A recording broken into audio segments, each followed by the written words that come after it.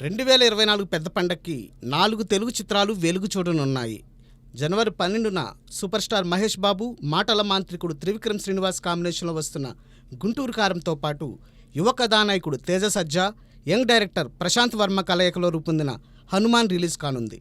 ఇక జనవరి 13న విక్టరీ వెంకటేష్, యువ దర్శకుడు శైలేష్ కొలను కాంబోలో తయారైన సైంధవ్ రాబోతుండగా, జనవరి 14న king Nagarjuna, debut director Vijay Binni కాంబినేషన్లో వస్తున్న నా సామిరంగా సందడి చేయనుంది. గుంటూరు కారం, హనుమాన్, సైంధవ్, నా సామిరంగా ఇవన్నీ కూడా ఒకదానితో ఒకటి సంబంధం లేని కథాంశాలతో, జానర్స్తో తెరకెక్కాయి.